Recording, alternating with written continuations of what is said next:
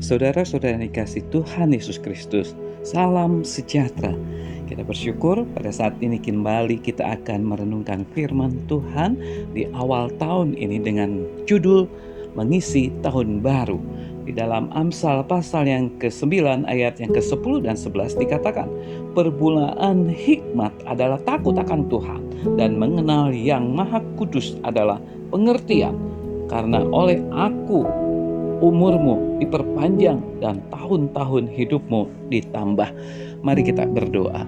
Bapa di dalam surga, pada saat ini kami mau merenungkan firman-Mu. Oleh sebab itu kiranya Tuhan berbicara kepada kami, karena kami siap untuk mendengar, kami siap untuk melakukan apa yang difirmankan Tuhan. Di dalam nama-Mu Tuhan Yesus kami berdoa. Amin. Mengisi tahun baru. Tahun baru berarti suatu perpanjangan usia atau pertambahan tahun hidup bagi kita. Kepada kita dipercayakan kembali sebuah kesempatan untuk mengisi tahun yang ditambahkan. Saudara dan saya tentu mempunyai harapan yang ingin diraih di tahun yang baru ini, yang pasti mengandung unsur pembaharuan dan pertumbuhan dibanding dengan tahun-tahun sebelumnya. Pertanyaannya adalah, bagaimana saudara dan saya akan mewujudkannya? Mungkin perubahan dan pembaharuan yang kita idamkan dapat terwujud sementara di mana-mana ada berita tentang bencana alam, wabah penyakit, peristiwa kriminal, pembunuhan, teror, hingga situasi politik dan ekonomi yang tidak menentu terus mendera dan mengepung kita. Para pakar motivasi menyarankan agar kita terus memandang ke depan, fokus kepada tujuan, menghindari pesimisme, pantang menyerah, terus berusaha dan terus belajar. Ya, pendapat seperti itu baik, karena jika tidak demikian kita akan resah, akan kehilangan ketenangan melihat begitu banyak peristiwa yang bertentangan dengan harapan kita. Namun penulis Amsal mengingatkan bahwa perpanjangan usia kita dimungkinkan karena adanya suatu tujuan. Demikian pula hadirnya berbagai peristiwa, baik yang manis maupun yang pahit, pada hakikatnya adalah demi sebuah tujuan. Tujuan tersebut bukanlah agar pekerjaan kita sukses, bukannya agar keluarga kita selalu aman dan bahagia, bukan pula agar kehidupan kita senantiasa nyaman dan diberkati.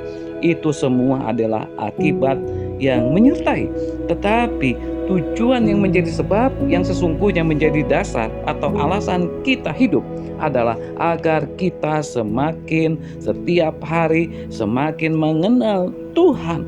Mengenal Tuhan berarti apa? Memahami bahwa jalanmu bukanlah jalanku, rancanganmu bukanlah rancanganku. Mengenal Tuhan berarti menyadari bahwa Tuhan tidak memisahkan kita dari kesakitan yang harus kita tanggung oleh dunia, melainkan justru menempatkan kita di tengah-tengahnya. Saudara-saudara kekasih Tuhan, mengenal Tuhan bukan berarti kita steril dari penderitaan, dari penyakit, bahkan kematian.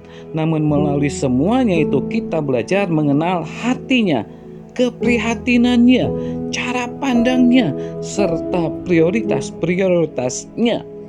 Saudara, marilah kita akan belajar mengenal Tuhan melalui Yesus Kristus yang rela menderita dan rela menyerahkan hidupnya bagi dunia ini, bagi saudara dan saya.